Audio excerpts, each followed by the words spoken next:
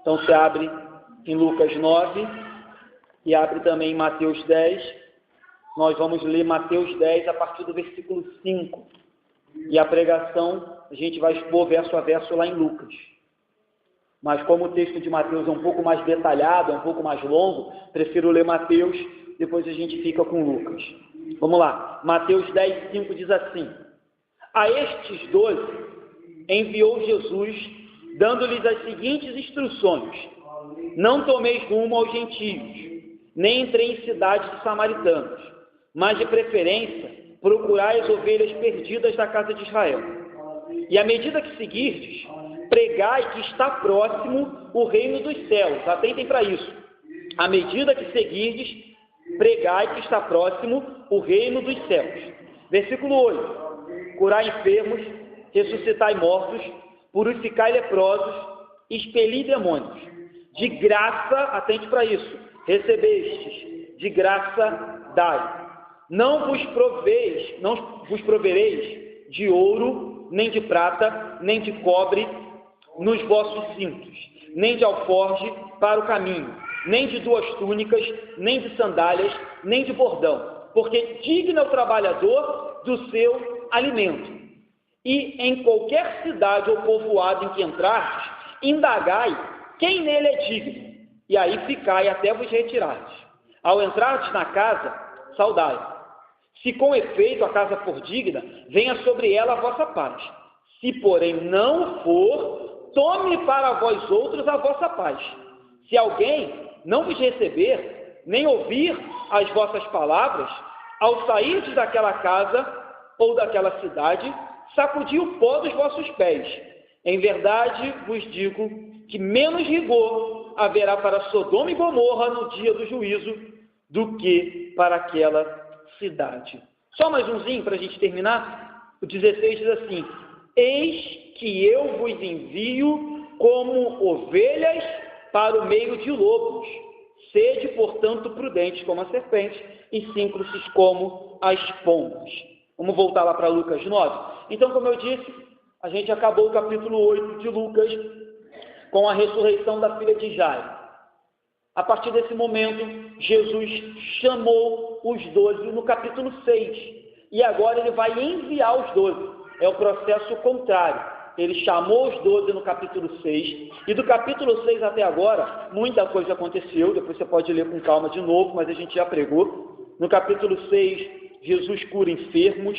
Jesus fala das bem-aventuranças. Jesus fala do amor ao próximo. Jesus fala da parábola do cego.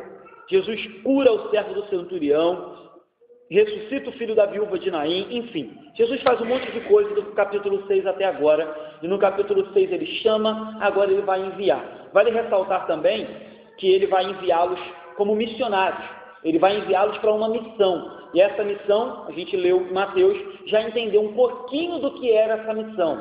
Essa missão consistia em 2 coisas: curar, libertar e pregar. 3 coisas. Curar, libertar e pregar. E aí vale ressaltar, como eu disse, que não havia passado muito tempo. Os teólogos dizem que aproximadamente 6 meses, no máximo, se passou de Lucas 6 até Lucas 9. Então foi um intensivão. Hoje, a gente faz 4 anos de seminário e digo, sem medo, que em muitas coisas não saímos prontos. De muitas coisas não sabemos. De muitas teorias e de muitas doutrinas não conhecemos. E tem gente que sai, uns saem mais ou menos, outros saem melhorzinhos, outros só Jesus na causa, não deveriam nem estar liderando a igreja, porque verdadeiramente o seminário não forma ninguém. O seminário instrui, quem forma é o Espírito Santo, quem forma é Deus, quem forma é o Pai, quem capacita, quem unge, quem dá autoridade, poder é Ele. A gente vai ver que é isso que vai acontecer aqui com os apóstolos. Então, existe 2 erros hoje na igreja brasileira. Um erro é supervalorizar o seminário, achando que o seminário por si só vai formar um ministro. O seminário não forma ministro. O seminário instrui aqueles que foram chamados pelo Espírito Santo, reconhecidos pela igreja e enviados pelo seminário para se aperfeiçoar. É isso que o seminário faz. Quem forma o ministro, quem chama o ministro, quem capacita o ministro é o Espírito Santo de Deus. O seminário não faz isso. Então, o primeiro erro é você supervalorizar um seminário. E algumas igrejas fazem isso. Outro erro é você menosprezar um bom seminário. E aí a gente tem o que a gente vê aí, só ligar a televisão, ou só você andar aí 2, 3 quarteirões, que você vai encontrar um monte de igreja liderada por pessoas que, infelizmente, não deveriam estar fazendo qualquer outra coisa. Tem um texto, não sei de qual teólogo agora, que ele diz assim: se você julga que você poderia estar fazendo algo melhor do que pregar o Evangelho, largue o Evangelho e vá fazer. Se você acha que você é melhor padeiro do que pregador, vá ser padeiro. Se você acha que você é melhor estilista do que pastor, vá ser estilista. Se você acha que é melhor engenheiro, vá ser tudo aquilo que você acha que é melhor. Agora, se você olhou para você e viu que não existe nada que complete a sua vida, que não existe nada que você faça melhor, ainda que o melhor, a gente sabe pela misericórdia que é o melhor com base no Espírito Santo, se você não faz nada melhor, seja ministro do Evangelho. Se só isso completa a sua vida, se só isso enche você, se só isso dá sentido para você, seja ministro. Fora isso, não faça isso, que você vai estar fazendo um desserviço para o Evangelho. Você vai estar atrapalhando a obra de Deus. Você vai estar machucando as ovelhas que ele dá para os pastores pastorear. Você vai estar ferindo a ovelha, a noiva de Cristo, que é a igreja. Então, esse é um grande problema. Mas então, 6 meses de seminário com Jesus foi mais do que o suficiente. 6 meses de intensivo com Jesus, foi pós-graduação, mestrado, doutorado em Harvard, em Yale. E aí eles vão ser enviados. Então vamos ler? O primeiro versículo nosso diz assim, versículo 1 e 2, do texto de Lucas, capítulo 9. Tendo Jesus convocado os 12, deu-lhes poder e autoridade. Atentem para isso, já vou falar sobre isso. Sobre todos os demônios, e para efetuarem curas. Também os enviou a pregar. Pregar o quê? O reino de Deus e a curar os enfermos. Vamos parar aqui. Eu chamei a atenção de cara para que vocês entendam. Eu falei que não é o evangelho, não é o seminário que forma ministros, não é a teologia, não é o tempo de seminário que capacita um ministro. E aí quando a gente lê o texto, Jesus chama os 12 e Jesus dá a eles poder e autoridade. Ou seja, confirmando o que eu falei. Não é o tempo de igreja que te dá poder e autoridade, não é o cargo que você exerce aqui, não é a quantidade de dinheiro que você oferta ou deixa de ofertar para essa igreja, é Jesus que dá poder e autoridade, é Ele, e somente Ele, ninguém pode fazer isso, seminário nenhum pode fazer isso, mas Jesus pode, e Jesus pega com 6 meses e envia. É claro que se nós podemos enviar um jovem, de preferência, se for adulto também nenhum problema, para que ele faça um seminário, para que ele se capacite, para que ele aprenda a interpretar a Bíblia e a fazer aquilo de forma correta, conduzir uma igreja de forma correta, nós devemos fazer. Mas eu entendo também que nós não podemos limitar o agir do Espírito Santo completamente, porque aqui o texto diz que com 6 meses Jesus estava enviando os discípulos como missionários. Eu falei aqui que com 6 meses, sem nunca ter tomado ceia, eu já estava no campo missionário. 6 meses de convertido, eu estava no campo missionário. Então, quem dá poder e autoridade é Jesus. Claro que eu fiz o correto. Fiz o seminário, fiz uma especialização depois, estudei, mas com 6 meses eu já estava pregando, evangelizando, indo para o campo missionário. Então, isso também não impede da gente segurar um irmão, visualizando nele poder e autoridade, impedi-lo de fazer a obra. A obra está aí, queridos. A obra é aí para todos. A obra está aí disponível para todos. Mas, lembre-se, eles eram homens a quem Jesus tinha dado poder e autoridade. Poder e autoridade para quê? Expelir demônios, curar e pregar o reino de Deus. Poder e autoridade. Poder e autoridade, apesar das vezes a gente confundir, achar que parece muito, mas são coisas diferentes. E aí eu poderia até aplicar um pouco aqui do direito, um pouco do poder de polícia, mas enfim, deixa eu voltar para cá. Poder é a capacidade de fazer. Poder. Você tem capacidade. Então, todo mundo aqui pode pregar o Evangelho. Todo mundo aqui tem capacidade. Todo mundo conhece o Evangelho, conhece Jesus, já ouviu falar de Jesus, sabe fazer o planinho de salvação. Jesus Cristo é o caminho, a verdade e a vida. Então, todo mundo pode. Todo mundo aqui tem capacidade. Mas autoridade é o direito, é a chancela, é a autenticidade que Jesus dá somente para aqueles que verdadeiramente são chamados para fazer. E aí eu estou falando de Uma coisa é evangelizar, uma coisa é falar de Cristo, outra coisa é conduzir igreja, outra coisa é ser apóstolo, outra coisa é ser ministro, outra coisa é ser pastor de igreja. E aí eu acho que existe essa diferença. Mas entenda, poder, capacidade para fazer. Autoridade é a chancela, é a autenticidade que Jesus dá para que a igreja, e aí eu vou falar de uma forma geral, possa ir. Porque a verdade é que qualquer teólogo bem entendido, qualquer ateu que estude a Bíblia, qualquer intelectual que estude a Bíblia, ele tem capacidade de expor um texto bíblico, mas a autoridade, o direito, a chancela, o derramar do Espírito, a bênção de Deus só está sobre aqueles que têm poder e autoridade vindas de Deus.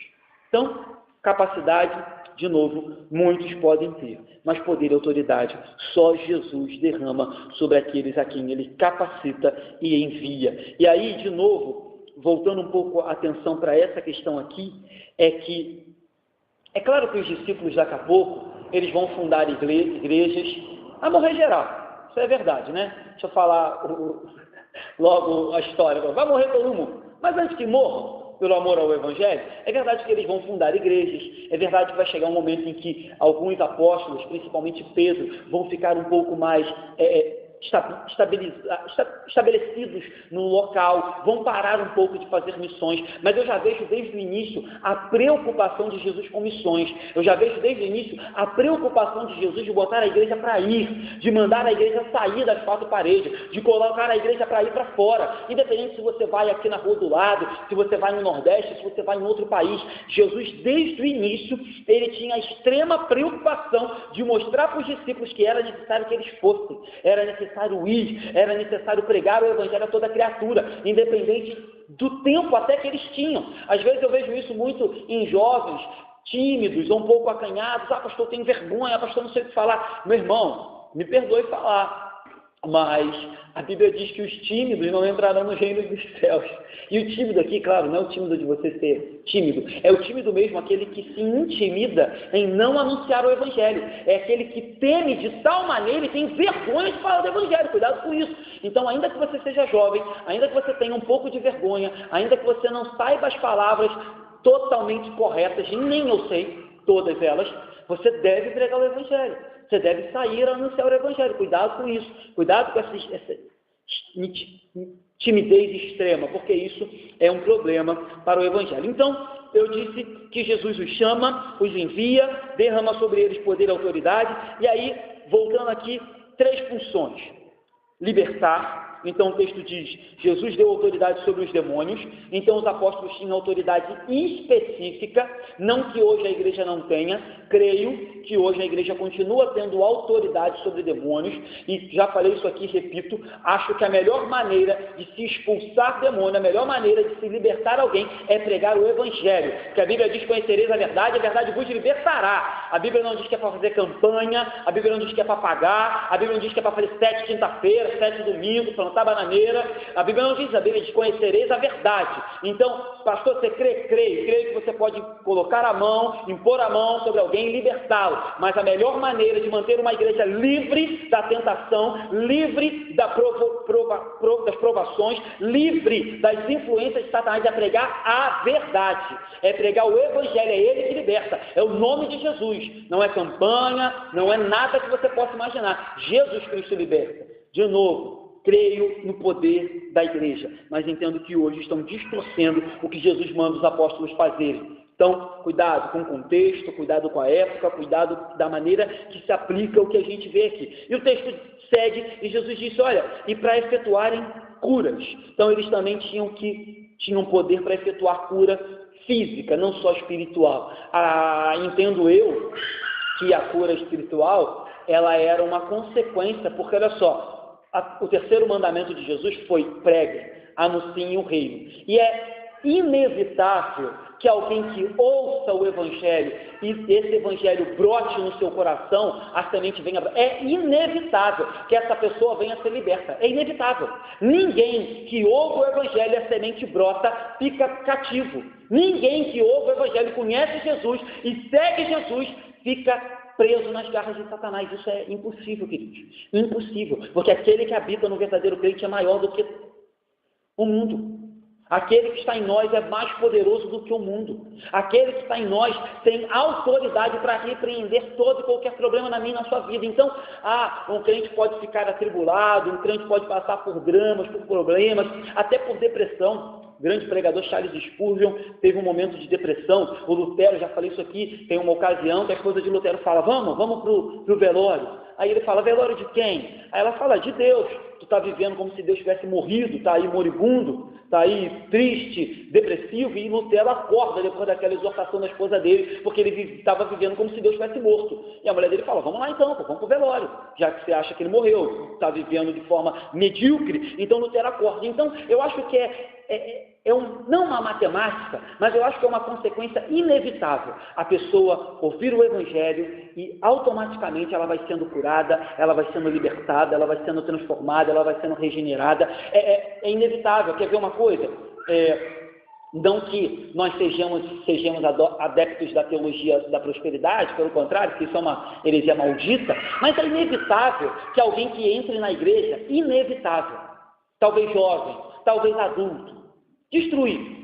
Daqui a pouco, porque é comum na igreja, ele vai estar estudando, daqui a pouco ele vai estar fazendo um curso, daqui a pouco ele vai estar aprendendo a ler e escrever, daqui a pouco as portas, não que, seja algo miraculoso, mas o povo de Deus tem essa facilidade mesmo, até de viver como família. Daqui a pouco o próprio povo de Deus está correndo atrás, daqui a pouco o fulano que chegou aqui destruído, aparece uma porta de emprego, daqui a pouco o fulano que o seu dinheiro ia por água abaixo, em bebedeira, em orgia, em coisa que não convém, o seu dinheiro começa a multiplicar, a sobrar, porque agora ele usa do seu dinheiro de forma coerente, de forma bíblica, ele usa do seu dinheiro de forma abençoada. Então, por mais que você não queira, por mais que a gente não seja adepto dessa maldição de teologia da prosperidade, é inevitável que quando a pessoa vem para a igreja, a sua vida melhore em todos os aspectos. Todos. Se você pegar aqui e ver a geração atual de jovens, a maioria deve estar no nível superior ou quase fazendo o nível superior. E se você olhar a geração anterior, talvez seja um número menor. E isso vai acontecendo. As gerações vão passando e a igreja mesmo vai incentivando que as pessoas busquem sim crescer socialmente, crescer que seja financeiramente, que seja mentalmente, né? Já falei isso aqui, Jesus veio tirar o pecado, né? Inteligência. Crente tem que ser inteligente, crente tem que fazer faculdade, crente tem que ter aquilo que Deus nos permite ter. Então, apesar de não ficarmos presos nisso, eu entendo que é inevitável alguém que venha para o Evangelho vai receber cura física, cura espiritual, que seja cura financeira, que seja uma vida transformada, que seja uma vida diferente. Queridos, dificilmente existem cristãos passando problema agora? É verdade. Existem cristãos agora passando perrengue? É verdade. Mas vamos olhar para a nossa realidade, que é o contexto em que a gente vive. Você, talvez, se eu abrisse aqui para você dar testemunho, a maioria falaria a verdade, pastor. É verdade, antes de conhecer Jesus, a minha vida era bem miserável, em todos os aspectos, em todos. E desde que eu conheci Cristo e ando nos caminhos de Cristo, a vida não é perfeita, não é um mar de rosas, mas muita coisa melhorou. Muita coisa melhorou, porque Cristo me deu perspectiva, Cristo me deu uma nova realidade de vida, Cristo me mostrou um novo caminho. Eu passei a olhar a vida com outros olhos, com outra vontade, e isso é inevitável. Então, voltando para cá, o texto diz que eles curavam enfermos e libertavam também essas pessoas. E eu entendo que isso vinha também por meio e acompanhado do Evangelho. E aí o texto diz assim no versículo 2: enviou a pregar o reino de Deus. E aí eu queria chamar a atenção aqui para algo que eu sempre repito nessa igreja e não me canso de repetir. Queridos, isso aqui nada mais é do que pregar a soberana ou absoluta soberania de Deus na vida de todos. É isso, é pregar o reino de Deus, é pregar que Ele é rei, que Ele governa, que Ele é soberano, que Ele manda, que a minha e a sua vida estão cativas a Ele, que nós obedecemos a Ele, devemos respeito a Ele, prestaremos conta do que fazemos a Ele, ou seja, tudo que somos, que temos e tudo que você conseguir imaginar na sua esfera de vida é dele, Ele é soberano. Por isso Jesus diz, preguem o reino de Deus, um reino onde Ele governa. E aí de novo, fazendo um paralelozinho aqui com as igrejas de hoje, não que de todo isso seja ruim. Por exemplo, eu estou aqui, falei um pouco sobre missões já, Há outros dias nós falamos um pouco sobre família. Sempre que o texto nos permite aplicar e trazer alguma verdade para a gente vai trazendo. Mas você entende uma coisa? Que a prioridade da igreja é pregar o reino de Deus. É falar que Jesus veio e estabeleceu um reino. Ele abriu as portas dos céus. Ele abriu o caminho. Ele nos deu salvação. Ele nos deu nova vida. Essa é a prioridade. Então, quando a igreja desfoca, eu falei isso aqui de manhã, a nossa igreja tem muitas atividades, a gente tem conferência, a gente tem festa da alegria, festa do Empim, mas o dia em que essas atividades se tornarem o porquê da nossa igreja, fecha as portas, meu irmão. O dia que atividades, o dia em que as coisas secundárias tomarem um lugar desse púlpito e o evangelho não for mais o centro desse púlpito, me manda embora daqui, meu irmão. Me manda embora, do mesmo jeito que você me convidado. Porque não pode. Então a gente, infelizmente, não precisa ir muito longe, entra e sai, liga e desliga a televisão, liga e desliga o rádio e vê igrejas e mais igrejas completamente envolvidas com tudo, menos a pregação do evangelho, tudo menos o reino, tudo. E eu já falei disso aqui há pouco tempo atrás, igrejas que se transformam em ONGs, porque entendem que devem resgatar as pessoas que estão passando necessidade. Mas entenda uma coisa, de nada adianta você tirar a pessoa do inferno, que muitas das vezes é uma favela, é um inferno. De nada adianta você tirar a pessoa do inferno, se você não tirar o inferno que existe dentro dela, que é o pecado e a condenação de Satanás. De nada adianta. De nada adianta você encher a barriga daquela pessoa, se a alma dela está vazia, condenada e sedenta. De nada adianta. Por isso é importante fazer os dois. Por isso que a gente não pode perder de vista o evangelho. Por isso que a gente não pode perder de vista o reino de Deus. Por isso que essa igreja, ela tem que, domingo após domingo, terça após terça, quinta após quinta, pregar o evangelho. E todas as demais atividades nossas são secundárias. A gente faz quando pode. A gente faz quando dá.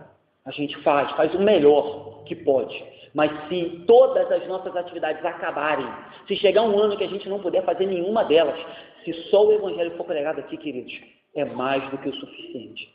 É para isso que Deus colocou a gente aqui. Pregar o evangelho, viver o evangelho, anunciar o reino. Nada pode salvar o ser humano a não ser o reino, o evangelho de Deus.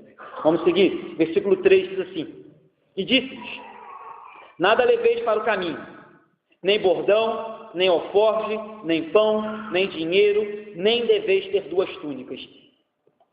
Eu tiro duas lições desse texto. Primeiro é que esse texto nos ensina a confiar e a ser totalmente dependentes de Deus. Totalmente. Eu costumo dizer que às vezes o evangelho é loucura. E ele verdadeiramente é loucura para aqueles que não têm o Espírito Santo. Ele é loucura para aqueles que não conseguem discernir espiritualmente isso aqui. E isso aqui é mais um mandamento louco para quem não tem o Espírito Santo, para quem não tem convicção do chamado. Jesus fala para os camaradas assim: vão, mas não leva nada.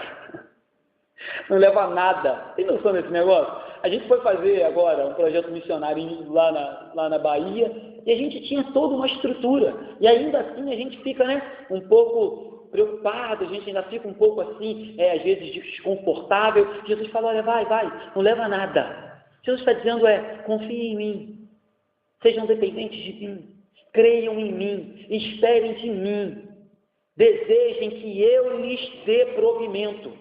Isso é muito legal, queridos. Ao mesmo tempo que isso é muito duro de se viver, mas é muito bom também quando Jesus tira o nosso chão, cara, e para mostrar que Ele é o nosso chão, ou que ainda que não tenha chão, Ele nos sustenta no colo. Sabe por quê? Quando a gente está muito no nosso chãozinho, quando a gente está muito alicerçado, quando a gente está muito legal, quando a gente está tudo dando certinho ali, a gente está muito autoconfiante, a gente está muito certo de tudo. Mas quando Jesus permite que o chão se abra, e aí a gente tem que recorrer somente, unicamente a Ele, aí são os momentos que a gente tem experiências únicas, sensacionais, loucas, que você não teria enquanto o seu mundinho estava ali todo fechado. É mudinho, não é mundinho. Então, queridos, eu digo que é bom, mas eu entendo talvez o seu pensamento assim: cara, o pastor está enlouquecendo. Ele está dizendo que é bom Deus tirar o meu chão. Eu entendo que pareça loucura, mas digo de carteirinha, de vez em quando é bom quando ele tira o chão, e aí você não tem onde se segurar, você não tem onde se prender, você não tem onde recorrer, você não tem ninguém para te ajudar, e aí ele diz, calma, eu te carrego, eu te levo no colo, eu sou o teu tudo, eu sou a tua provisão, eu sou o que você precisa. Queridos, é isso que Jesus estava dizendo com os discípulos. Outra coisa que eu entendo também é que Jesus estava convencendo os discípulos de que a obra era urgente, a obra missionária é urgente, anunciar o reino é urgente, falar de Jesus é urgente. Então ele não queria que os discípulos ficassem perdendo muito tempo com conforto, com coisas, de novo, absurdas, com coisas superficiais. As almas eram mais importantes, as vidas eram mais importantes. Então não interessa se você vai dormir no chão, não interessa se você vai enfrentar uma fila gigante para comer, fila gigante, vai enfrentar um banheiro sujo, não interessa, as almas são mais importantes. Então Jesus diz, vão, não levem nada, porque as almas estão perecendo, as almas precisam, os campos já estão prontos, precisam de trabalhadores. É isso que Jesus está dizendo para eles, vão o quanto antes. E aí, é claro, guardando as nossas proporções, nem todo mundo aqui tem disponibilidade para ser missionário, nem todo mundo aqui tem disponibilidade para ser pastor, nem chamado para ser missionário, chamado para ser pastor, mas a obra continua sendo urgente, queridos. O seu papel na obra, seja trabalhando, apoiando, orando, indo, seja fazendo missões no seu trabalho, na sua casa, na sua vizinhança, ela é tão urgente quanto do missionário que está lá agora no país perseguido. O problema é que a gente tenta mensurar, a gente cria níveis de missões, níveis de importância. A obra missionária lá nos países perseguidos é muito importante. Mas a obra missionária dentro da tua casa, dentro do teu trabalho, na tua faculdade, é tão importante quanto. As almas são as mesmas, o evangelho é o mesmo, o Senhor é o mesmo. Então, cuidado com esse negócio. Às vezes, e eu falo isso com muito cuidado, porque eu amo a obra missionária, mas às vezes a gente pinta uma obra missionária linda e bela e menospreza o aqui e o agora. Cuidado com isso. A gente tem que estar atento nos dois lados. Apoiar lá, orar lá, enviar dinheiro para que eles façam a obra, mas o aqui, e aonde você está inserido, e aonde Deus te colocou, e aonde você tem passado a sua semana, mais tempo do que aqui nessa igreja, o que você tem feito? A obra é urgente. Jesus diz, vão, não levem nada, confiem em mim, porque quando você se desprende, você vai mais rápido, você vai mais longe. Quando você se desprende, você vai aonde você nem imaginava. Então, atente para isso, preste atenção nisso. E aí eu queria chamar a atenção para uma coisa também. É bem verdade também que eu apliquei isso aqui de forma literal, mas nem sempre Jesus trabalha assim. Em Lucas 22, o próprio Jesus manda eles levarem coisas. Em Lucas 22, no versículo 36, Jesus diz assim, 35.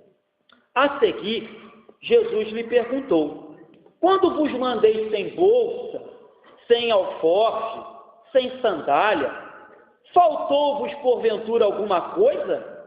Nada, disseram eles. Aí Jesus diz assim, então lhes disse, agora, porém, quem tem bolsa, tome-a, como também o alforje, e o que não tem espada, venda a sua capa e compre uma. Então aqui você vê como que mudou o contexto. Existem obras urgentes, existem obras que você tem que largar tudo e ir, mas existem momentos que Jesus diz, olha, se preparem. E aí, aplicando também no contexto missionário, existem missionários que levantam-se na igreja e vão plantar uma igreja, vão para o campo missionário. Mas existem missionários que se preparam 5 anos, 6 anos, até mais. Aprendem a língua local, a cultura local, aprendem teologia, aprendem missões de forma integral, aprendem até mesmo uma profissão. Hoje eu falava isso aqui, porque às vezes o missionário vai para um país onde não recebe bem o evangelho e onde não recebe bem imigrantes que seja, então ele vai com uma profissão, às vezes como professor de futebol, às vezes como fisioterapeuta, enfim, ele vai com uma profissão, então até profissão os missionários aprendem, para que lá ele comece com um trabalho Trabalho comum, secular. E ali ele começa o trabalho de evangelização, de plantação de uma igreja, de plantação de um trabalho. Isso tem acontecido muito. Então, ao mesmo tempo que a gente tem um aspecto onde o missionário ele vai no poder e na autoridade apenas, a gente tem aqui também Jesus, num outro contexto, dizendo, olha, se preparem, vão preparados. Não vão de qualquer jeito, porque agora vocês vão precisar. Então, a gente também tem que ter discernimento para isso. A gente não pode pegar... existem lugares e momentos que se a gente enviar alguém despreparado para o campo missionário, ainda que aquela pessoa esteja, sabe, cheia de disposição, cheia de vontade, aquela pessoa esteja no primeiro amor, às vezes é necessário, às vezes é melhor que seguremos aquela pessoa durante um tempo, para que ela seja lapidada, treinada e aprenda, do que ela ir e causar mais problema do que bênção. Então até isso tem que ser visto com cuidado. Então, quando a gente lê aqui, e eu aplico, estou aplicando de forma única e específica, mas vão haver situações em que vocês vão ter que avaliar se vale a pena gastar um tempo de preparo, ficar um tempo em oração, investir em capacitação. Tudo isso é viável também, queridos. Cuidado para que você também não coloque a carroça na frente dos bois. Versículo 4. Na casa em que entrardes, ali permanecerei e dali saireis. Lá em Mateus, o texto que a gente leu, ele é um pouco mais detalhado. Ele fala assim, quando você chegar numa cidade, indagai quem neles é digno, e ali ficai, até vos retirardes. Então Jesus disse, olha, Jesus já tinha dito que eles não deveriam se preocupar consigo mesmo, eles deveriam ir sem levar nada. Então Jesus disse, olha, vocês vão, e a primeira casa que for digna, a primeira casa que receber vocês, entrem e fiquem ali até o final da estadia. E aí eu lia um comentário acerca desse texto, e o comentarista dizia que Jesus estava repreendendo já, antes que acontecesse, dos missionários começar a escolher a melhor casa para ficar. Escolher aonde era mais confortável, aonde era mais prazeroso. Então Jesus diz, olha, a primeira porta que abrir, entrem. Se a casa for digna de receber o Evangelho, estiver pronta e aberta para o Evangelho, entrem e fiquem lá. Ou seja, a pregação do Evangelho é prioridade. Vocês não devem buscar a melhor casa, a melhor família, a família mais rica, o lugar mais aprazível para vocês. Não, fiquem no primeiro lugar aonde vocês encontrarem. Ponto. E aí eu lembro um pouco de uma carta que agora não lembro se foi Tiago, que diz que tinha uns falsos apóstolos, que eles ficavam pulando de casa em casa, de viúva em viúva, só para extorquir e abusar da boa hospitalidade das viúvas da época. Não sei se é Tiago que diz isso, mas eu sei que no Novo Testamento falando disso. E aí, se a gente trouxer para os dias de hoje, né, não vamos perder tempo falando disso, mas o que deve ter de gente fazendo isso por aí afora, né, o que deve ter de gente usando do nome de Cristo para se favorecer em situações como essa, não está no gibi. Mas vamos voltar para cá. Então Jesus disse, entram, permaneçam, o que interessa é que o Evangelho seja pregado. Versículo 5. E aonde quer que não vos receberem, ao sair daquela cidade, sacudi o pó dos vossos pés, em testemunho contra eles.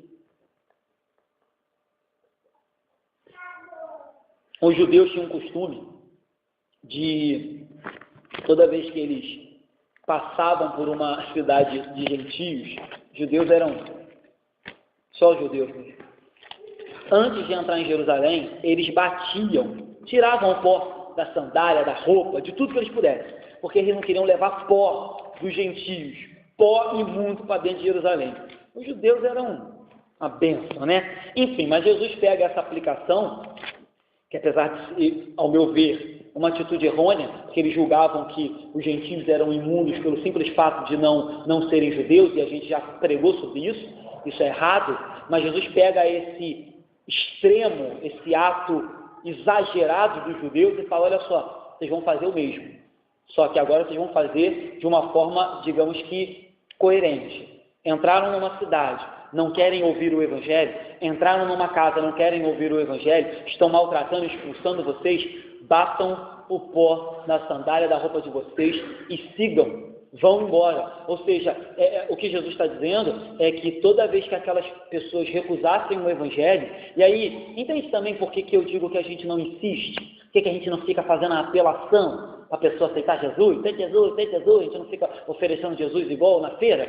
Por causa disso também, porque Jesus disse, olha, se a pessoa não quer, recusou, vá embora, bata, tire o pó e siga para a próxima. Claro, amanhã ou depois, uma outra pessoa pode ir lá evangelizar, aquela pessoa se arrepender? Pode, mas naquele momento, bata o pó e siga para a próxima casa. Falei isso lá no Wilson Braga, já comentei isso aqui. Falei para os irmãos, olha irmãos, vamos bater na porta, vamos evangelizar de porta em porta. A pessoa não atendeu, não quer falar, não quer receber a gente, vamos para a próxima. Deus sabe as casas que irão se abrir, as pessoas que irão se converter e irão confessar Jesus. A gente não tem que ficar forçando Jesus goela abaixo de ninguém. Então Jesus fala para ele, olha, faça a mesma coisa, porque quando eles rejeitarem vocês, eles estarão rejeitando a mim. Vocês são os apóstolos, vocês são comissionados, vocês são aqueles que eu dei poder e autoridade, eu dei capacidade, mas eu dei também chancela, eu dei também direito de pregar o Evangelho, então vocês têm direito. Então, mais na frente, Jesus vai dizer, olha, tudo aquilo que vocês concordarem aí, para os apóstolos, eu concordo aqui. Se vocês desligarem aí, eu desligo aqui. É isso que Jesus diz. Os apóstolos, então, eles tinham essa autoridade específica naquele momento. Lá em Atos 13, no versículo 50 e 51, olha o que acontece, a semelhança dessa passagem. Mas os judeus instigaram as mulheres piedosas de alta posição e os principais da cidade e levaram perseguição contra Paulo e Barnabé, expulsando-os do território. E estes, Paulo e Barnabé, sacudindo contra eles o pó dos pés, partiram para Icônio. Engraçado, né, que agora se volta contra os judeus aquilo que eles faziam contra os outros. Eles batiam o pó dos pés contra os gentios, e agora Paulo e Barnabé fazem a mesma coisa com eles. É assim? Estão nos expulsando? Estão nos perseguindo? Vou fazer aquilo que vocês fazem com os gentios. Bato o pó do pé e sigo para uma próxima cidade. E é que legal também da gente pensar, né, que Paulo não andou com Jesus, né? Paulo viu Jesus ressurreto já. Paulo diz que ele teve um seminário também, só ele e Jesus. Jesus apareceu para ele já após a ressurreição. E Paulo tinha o mesmo ensinamento que os discípulos estavam tendo lá em Lucas 9, lá em Mateus 10, na época que os discípulos andavam com Jesus. Paulo, anos depois, encontra com Jesus no caminho para Damasco. Jesus aparece para ele de forma ressurreta e ele aprende de forma sobrenatural tudo aquilo igualzinho que os discípulos tinham aprendido quando andavam com Jesus. Por isso que Paulo diz, olha, eu sou nascido fora de tempo, eu sou apóstolo fora de tempo. Vamos voltar para cá? Outra coisa interessante que a gente leu lá, e o negócio é pesado, a gente leu em Mateus, Jesus diz assim, olha, vai embora, e para essa cidade haverá mais rigor para eles do que para Sodoma e Gomorra. O negócio é triste, o negócio é duro. Que a gente ore para que Deus quebrante os corações dessas pessoas que, ano após ano, vez após vez, têm recusado ouvir o Evangelho. Porque assim, enquanto há vida, há esperança. Enquanto há vida, há esperança. Mas quando a gente lê uma passagem como essa, a gente deve ficar com o nosso coração bem apertado. Porque Jesus disse, olha, para essas cidades, para essas pessoas que se recusarem a ouvir o Evangelho até aquele grande dia, haverá menos vigor para Sodoma e Gomorra do que para essas pessoas, do que para essas cidades. Então, que a gente ore para que Deus venha abrir os ouvidos, quebrar os corações e aplainar o caminho para a gente pregar o Evangelho, para que as sementes venham brotar, porque é triste, por mais que às vezes a gente não queira lembrar muito isso, não queira ficar com isso em memória, o final daqueles que rejeitam o Evangelho é pior do que Sodoma e Gomorra, e a gente sabe como terminou Sodoma e Gomorra. Vamos terminar, versículo 6 diz assim, então, saindo, percorriam todas as aldeias, anunciando o Evangelho e efetuando curas por toda parte. Então, os discípulos atendem a missão, obedecem à missão, vão e fazem tudo quanto, pois, tinha sido ordenado. Legal também que eles fazem, se você prestar atenção, a mesma coisa que Jesus fazia. Eles não inventam nada novo. Eles dão prosseguimento no ministério de Jesus. Se você é apóstolo, se você é missionário, se você é enviado, independente do seu cargo da igreja, você é enviado a mando de alguém. Então você não tem liberdade para escolher o que você vai fazer. Você está indo para uma missão, cumprir missão, executar ordem, obedecer, né? Como diriam os militares, missão dada, missão cumprida. Você não inventa, diz, porque eu pensei, porque me deu vontade. É porque eu senti no meu coração. Para com esse negócio, a Bíblia diz que o coração é enganoso. Faça o que Jesus mandou, ponto. Jesus manda: cure, liberte, expulse demônios e pregue o evangelho, ponto. Não faça mais nada, faça só isso, e isso é o suficiente. Então aí de novo, trazendo para os nossos dias, voltando para aquele comentário que eu já tinha feito, a gente tem que tomar cuidado, para a gente não inventar e fazer além do que Jesus mandou. Jesus mandou? Ele não mandou, meu irmão. Cale. A Bíblia falou? Não. Então a gente se cala. Se a Bíblia se cala, a gente se cala. Se a Bíblia fala, a gente fala. Se a Bíblia manda, a gente obedece. Pronto. É isso. Você é comissionado. Você é missionário. Você é evangelista. Você é enviado. Ponto final. Você não inventa. Você não é dono. Mais cedo a gente falava sobre a ceia, né? É ceia do Senhor. Porque a ceia é dele. A ceia não é nossa. Então é ele que manda. É ele que diz como ceiar, quando ceia, quem ceia, como que faz. É ele que manda. Então a mesma coisa com o evangelho. Faça aquilo que Jesus mandou. O problema é que hoje a igreja nunca está satisfeita com aquilo que Jesus mandou. O problema é que hoje os pastores nunca estão satisfeitos com aquilo que Jesus mandou. Ao nosso ver, o que Jesus mandou é pouco. Ao nosso ver, a gente sempre tem mais um pouquinho, né? A gente se julga muito esperto, a gente se julga muito inteligente, a gente é moderno, né? Evoluiu, a sociedade evoluiu. O que é, pastor? Muito tempo atrás, a gente agora tem estratégias. Queridos, cuidado. Toda estratégia tem que estar debaixo da Bíblia. Se a estratégia não está debaixo da Bíblia, esqueça, joga lá fora. Fique com a Bíblia, somente com ela.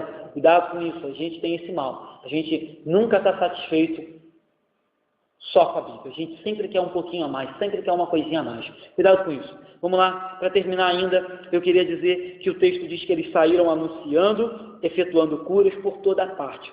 Então eu entendo também que eles pregaram aos ouvidos, mas também pregaram aos olhos. As pessoas ouviam o Evangelho e viam a graça de Deus sendo manifesta por meio dos Evangelhos, dos apóstolos. E aí, trazendo para os nossos dias, é claro que se Jesus fizer um milagre aqui, ele tem toda a liberdade para fazê-lo, mas partindo do nosso contexto, onde hoje não se faz milagre com tanta abundância quanto os apóstolos faziam, qual é a maneira de você pregar e as pessoas ouvirem e as pessoas verem? A sua atitude tem que ser coerente com aquilo que você fala. Você fala o Evangelho, as pessoas ouvem, e você mostra com atitude de nova criatura, e as pessoas veem em você aquilo que você está pregando. As coisas têm que andar junto. Não basta você ter só boa atitude, já falei isso aqui, boa atitude não salva ninguém, não basta você ser só alguém bom, porque você tem que abrir a boca e falar de Jesus. Se você for um cidadão correto, ninguém vai olhar para a sua vida e vai falar: olha como é que fulano é correto, eu acho que Deus tem um filho chamado Jesus. Ninguém vai chegar a essa conclusão porque você é bom vizinho. Mas se você prega o Evangelho e é bom vizinho, as pessoas vão ouvir e vão ver o Evangelho. Então, queridos, as duas coisas têm que andar juntos. Preguem aos ouvidos, mas preguem aos olhos. Preguem com palavra, mas preguem com atitude. Pregue o Evangelho e pregue com poder. Pregue com unção. Pregue com a vida. Pregue de verdade. Entenda que isso aqui é vida, isso aqui é real, isso aqui não é uma brincadeira, isso aqui não é um faz de conta, isso é verdade. Já falei isso aqui um tempo atrás. O Evangelho é a coisa mais séria do mundo e algumas pessoas ficam fazendo palhaçada com ele. O Evangelho trata de vida ou morte, céu ou inferno. Nenhuma outra religião trata disso tão claramente. Nenhuma outra filosofia trata disso tão claramente. Nenhuma outra princípio, educacional trata disso tão claramente. Só o Evangelho trata de vida e morte, céu e inferno, vida eterna, morte eterna. Só. E você tem que abrir a boca e pregar o Evangelho. Aí, eu lembro que quando eu escrevia isso, eu lembrava de alguma coisa que eu tenho orado e tenho conversado com alguns irmãos, que é acerca da relevância do Evangelho, que é acerca da relevância da nossa igreja. E aí eu pensava assim: os discípulos pregaram com palavras, mas também com atitudes. Os discípulos pregavam aos ouvidos, mas também aos olhos. Os discípulos falavam e faziam. E aí me vinha à memória essa questão que eu tenho me perguntado acerca da relevância da igreja evangélica brasileira como um todo. E aí, claro, a gente tem que pensar a igreja evangélica congregacional em Andorinhas, porque é a nossa realidade. E a minha pergunta tem sido: queridos, qual tem sido a nossa relevância? Qual tem sido a nossa importância? Qual tem sido a nossa diferença? A minha pergunta é: se hoje essa igreja fosse retirada daqui, Será que as pessoas que estão à nossa volta sentiriam falta dela? Será? Se hoje essa igreja fosse desaparecesse daqui, será que as pessoas sentiriam falta dela? Será que a gente tem sido relevante para aqueles que estão à nossa volta? Será que a gente tem sido importante para aqueles que estão à nossa volta? A gente tem que se perguntar isso. Estamos aqui há 69 anos. 69 anos, não foi à toa que Deus colocou essa igreja aqui. É claro que para algumas pessoas, nós nunca seremos relevantes. É claro que uma parte da nossa relevância tem sido muito bem executada, que é abrir a Bíblia e falar de Jesus. Isso é ser extremamente relevante. Mas tem uma outra parte da relevância, que é a parte da atitude, que é a parte de ser influenciadora, que é a parte de ser sal, de ser luz, de fazer diferença. E a gente está aqui, inserido aqui, colocado aqui, andorinhas, frente para o campo, aqui. Qual tem sido a importância dessa igreja aqui? A gente tem que começar a repensar isso. A gente tem que começar a meditar, orar por isso, pensar nisso, porque os apóstolos pregavam com palavras e com atitudes. A gente não pode se trancar aqui no nosso mundinho e só pregar, ainda que eu entenda que isso é muito importante. A gente precisa ir, a gente precisa falar, a gente precisa demonstrar, a gente precisa ter atitudes. Claro que a gente não vai resolver o problema do mundo. Claro que ainda haverão pessoas que vão falar mal, criticar o Evangelho, falar mal da igreja, mas importa a mim e a você fazer a nossa parte aqui, agora. Aqui, agora. Qual tem sido a nossa relevância? Pense nisso. Os apóstolos pregavam, mas também faziam. Falavam, mas também demonstravam. Não eram só palavras, eram coerentes, eram também atitudes. Terminar, 4 aplicações rápidas. Você vê aqui uma ênfase de Jesus, primeira aplicação, ênfase em libertar as pessoas e em curar as pessoas. Uma ênfase clara nisso, libertação e cura. Segunda ênfase de Jesus, pregação do Evangelho.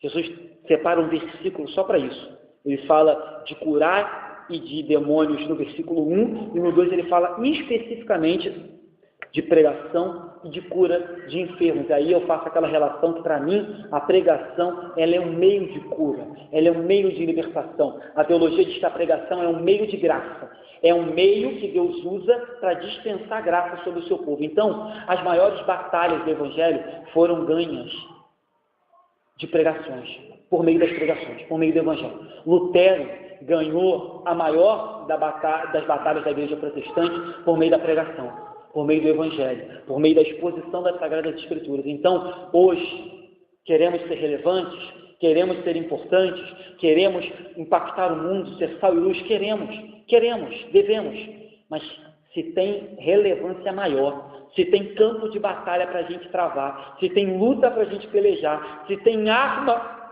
mais eficaz, é a pregação do Evangelho. É ela. A Bíblia diz que a fé vem por ouvir e ouvir o Evangelho. A Bíblia diz, como crerão se não ouviram? Como irão se ninguém enviar? Foi o texto que a gente pregou aqui na festa de missões. Então, queridos, a pregação é essencial. Terceira aplicação, Jesus ordenou aqui aos apóstolos, e aí eu vou espalhar para a igreja, tá?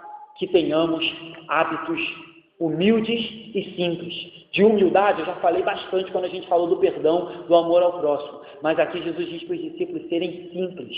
E aí, cuidado, queridos, cuidado. Existe um limite. Tem hora que a gente já começa a se tornar soberbo, arrogante. Tem hora que a gente deixa de ser simples. Tem hora que algumas coisas começam a falar mais alto e começam a entulhar o nosso coração. Não permita. E a gente é muito fácil de fazer isso. Às vezes a gente acha que só o rico é soberbo, arrogante e prepotente. Mas às vezes, até aquele que tem pouco, basta que Deus lhe dê um pouquinho a mais para que ele comece a deixar de ser simples. Deixe de ser humilde, deixe de ser agradecido. Às vezes a gente acha que fulano é arrogante porque é rico, porque tem um carro bom. Não. Às vezes a pessoa que tem um carro humilde também é arrogante, prepotente, também é soberbo. Jesus ensinou a sermos humildes e simples, que a gente também possa atentar para isso. E a última aqui, Jesus preparou os discípulos com poder, com autoridade, mas Jesus também preparou os discípulos para a incredulidade, para a oposição, para a impenitência, para a perseguição. Ele diz, olha, eu vos envio como ovelha no meio de lobos. olha, cuidado, se eles te expulsarem, saiam e vão para outra cidade. Então Jesus não disse que seria um mar de rosas, nem para os discípulos, nem para a gente. Ele nos deu poder, ele nos deu autoridade, mas ele também avisa, cuidado, vocês estão indo para um campo de batalha. Vocês estão indo para um campo missionário. Quando a gente sai dessa porta aqui para fora, querido, bota o pé ali, é campo missionário. É batalha. É campo de batalha. Né? Alguns irmãos mais pentecostais diriam que é batalha travada. É batalha travada. Quando você bota o pé ali naquela rua, é guerra. E é guerra espiritual. E ele nos avisou. Cuidado. Sejam cautelosos. Porque se levantarão muitas coisas na minha vida e na sua vida. Mas ele nos deu poder. E ele nos deu autoridade. E quem poderá nos resistir? Quem é maior do que ele? Não existe impossível para Deus. Amém, queridos?